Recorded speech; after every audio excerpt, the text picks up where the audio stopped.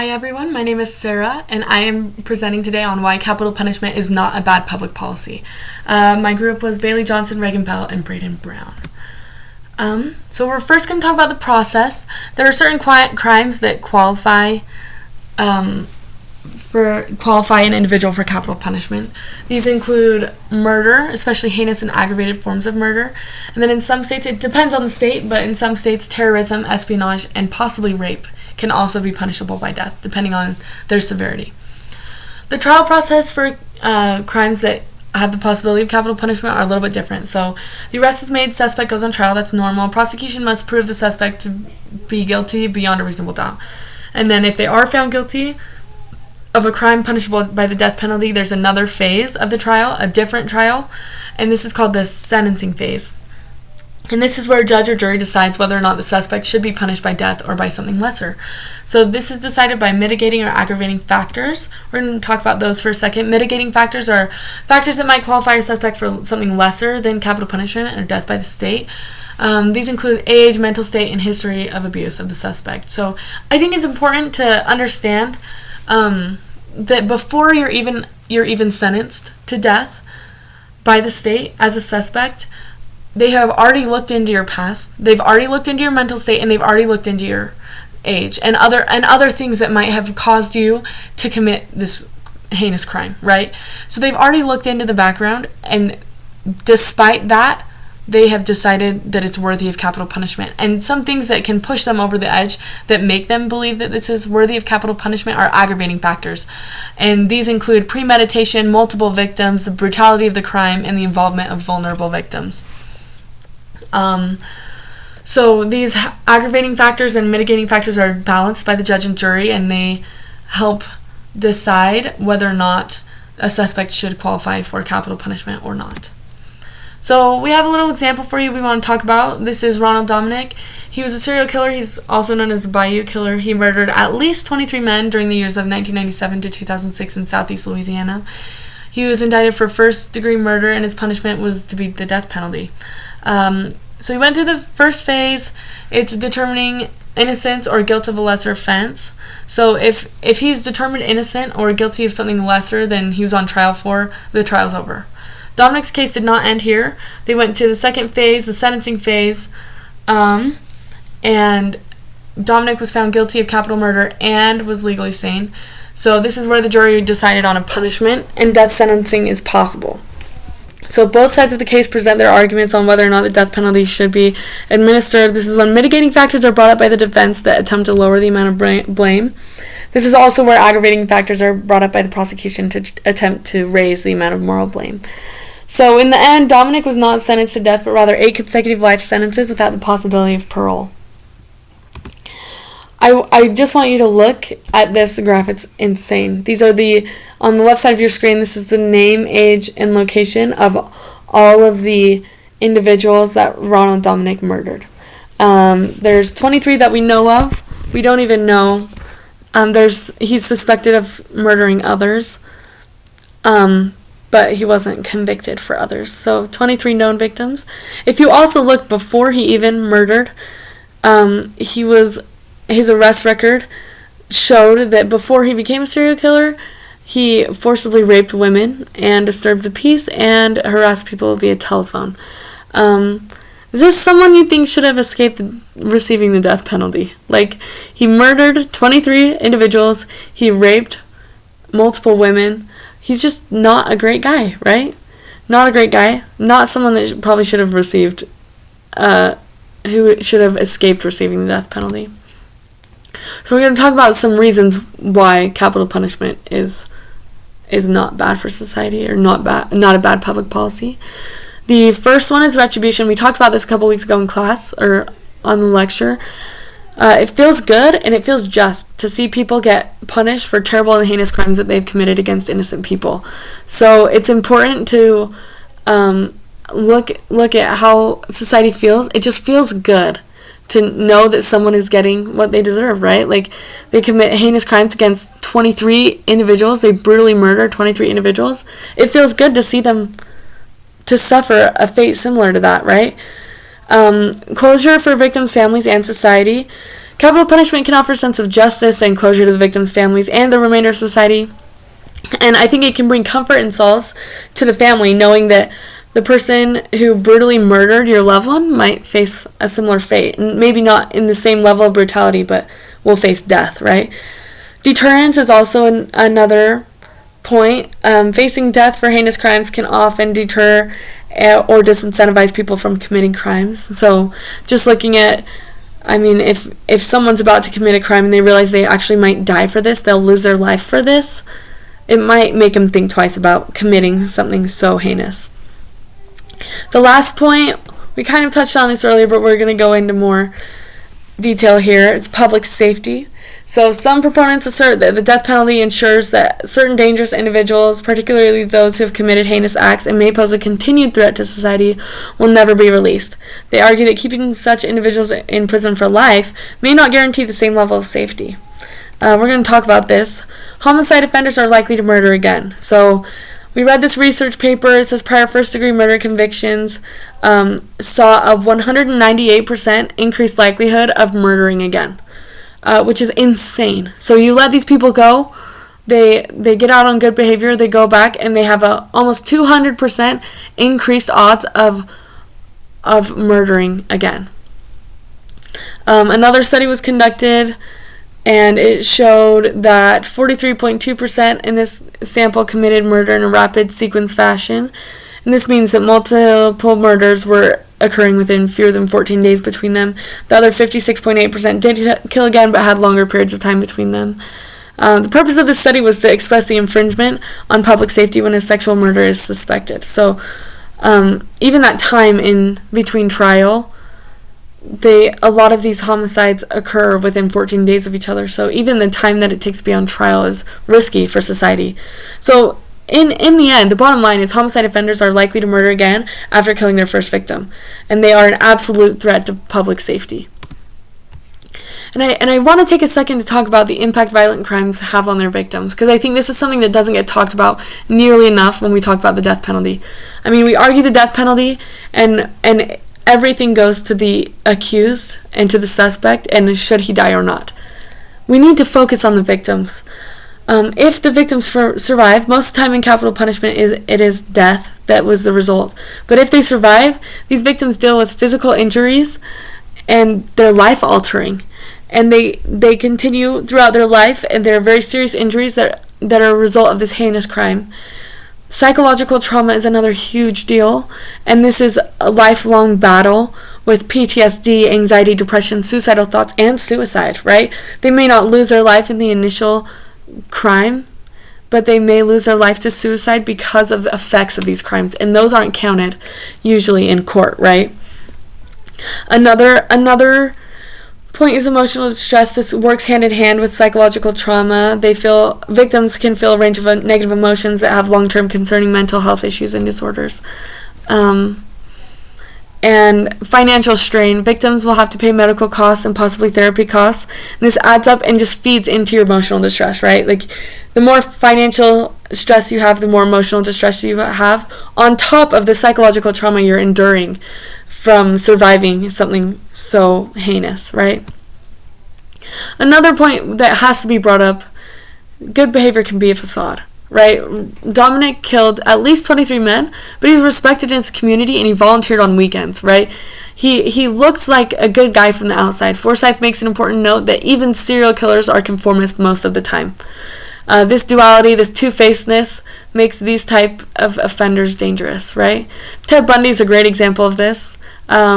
He had this dual personality. He was described as charming, sociable, intelligent, and handsome, right? But he brutally murdered so many innocent people, right? And so you just look at these people and you wonder, can we trust that these people will change, right? You never know. Are they truly rehabilitated? Or do they just know how to flip a switch and become charming and sociable and intelligent, right? Have they just learned how to conform in prison, but as soon as they leave, they get out and then they go back to their old ways?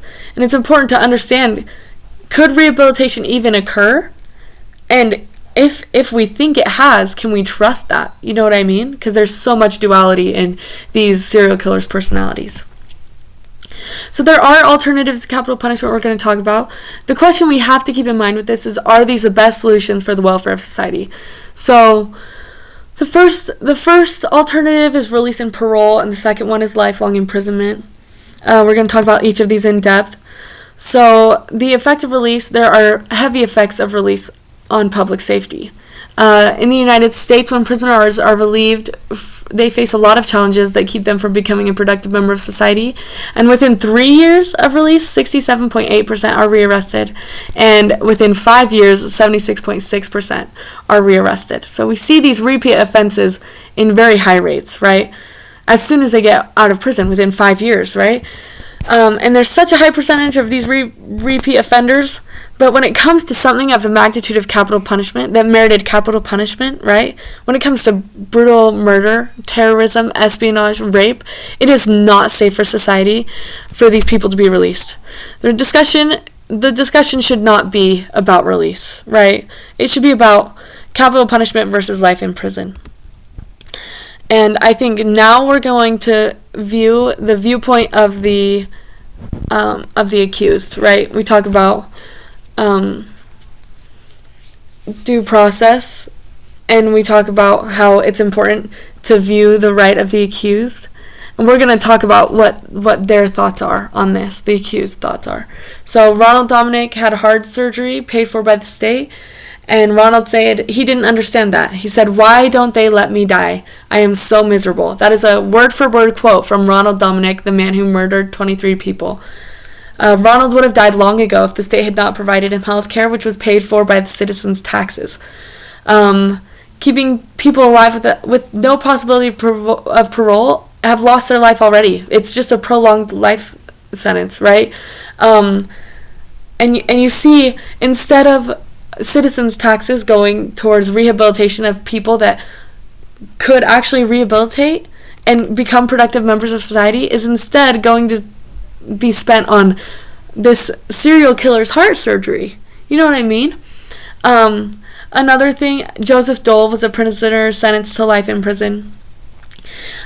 He was given life imprisonment for double homicide, and he wrote that this is the invisible death row. He continued, "Does that mean that I'm thrilled to have been spared by the death penalty? Quite the contrary. Had the judge ordered me executed, I probably would have been much better off." And these are the words of the accused himself, right? He's telling people that this is the invisible death row. This is the death penalty, right? This is the death penalty. It's just prolonging it, right? And it's creating a lifelong death. There are multiple arguments against capital punishment. We're going to talk about them. We're going to talk about some rebuttals as well. So financial cost is the first one. The death penalty, these cases themselves cost more money. So they're up to 10 times more expensive than comparable non-death penalty cases. And one study found that it can cost $2 million more than non-death penalty cases. And the reason for this is there's high cost because you're looking at a human life, right? There's longer trials. There's multiple appeals, there's more lawyers, and you need these lawyers for longer. You need experts on both sides, and you need them for a long time. And so these, of course, naturally, these trials are going to last a long time, but I think and they're going to cost more. But I think it's important that they do, because that shows that the criminal justice system is being fair and just.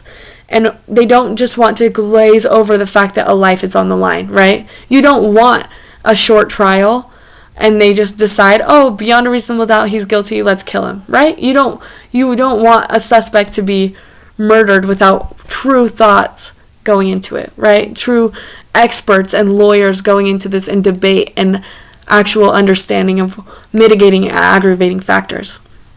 I think another thing that's important to consider on financial costs that's not on the slide is how much it costs to sustain a life in prison, right? We can either pay an upfront cost of a death penalty trial, or we can sustain that life in prison.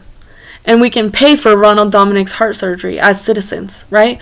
And we can pay for these people to eat and sleep and live in a place where basically they're just waiting to die, right? It's a prolonged death, like Joseph Dole said.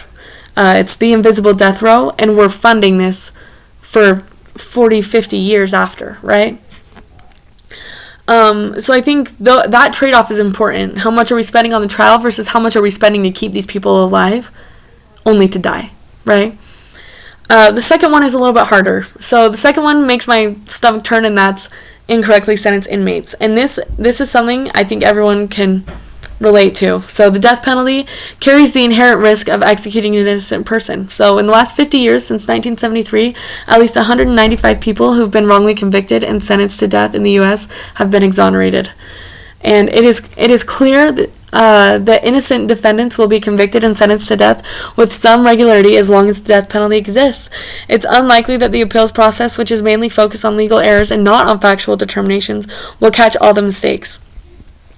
Reforms have been begrudgingly implemented and increasing both costs and the time that the death penalty consumes, but have not been sufficient to overcome all human error, right? Human error happens, and that just kind of sucks to say when a life is on the line. But I think you have to look at this from a trade-off standpoint, which seems awful because we're arguing about human lives. And in a perfect world, you could administer the death penalty without ever getting it wrong. However, the alternative is to not implement the death penalty, to give life imprisonment, to have murderers, serial killers, obtain good behavior and obtain parole, go out in society and murder other people. And so you have to look at how many of the people that were rightfully inflicted capital punishment, who were rightfully sentenced to capital punishment, how many of those people would have been re-released into society and would have murdered people? How many people would have died because these suspects were given life in prison instead of capital punishment, right? So I think if you look at those trade-offs, I think the lines get a little bit blurry on this argument. There's another argument. This is the morality of this. Is this morally correct, right? Something that's important to look at is an eye for an eye with this. An eye for an eye means that the punishment should fit the crime, and if it doesn't, it is immoral and will likely cause more harm than good. I think it's so important to understand that turning the other cheek cannot be a policy for dealing with crime. If you turn the cheek, you allow for crime to happen, which means crime is therefore incentivized, and crime will increase. So these crimes that are heinously committed, these heinous murders, these brutal murders, should arguably end eye for an eye. They should end with murder. You take a life, you lose your life, right? In a recent survey, the number one reason for capital punishment is an eye for an eye. 35% of Americans use that as the reason why they hold their position, and the majority of Americans are in favor with the death penalty, despite contradicting claims. In conclusion, it's always hard to see a human life end. As humans, it's hard to see any life end, regardless of past crimes. It's hard to see people die, right? There are certainly cons to capital punishment, like we've just talked about, but it is so important to remember who the true victims are in these cases. The true victims are those who've been injured psychologically and physically, and those who've been brutally slaughtered. It's also important to remember future victims in society that may lose their lives because of a deranged individual got out of prison on good behavior, right? Instead of losing the ability to murder for good. I think also it's so important to understand that the judge and the jury in the criminal justice system are looking at mitigating factors. They're already accounting for different factors that might have affected a person's reasoning for why they have committed the crime, right?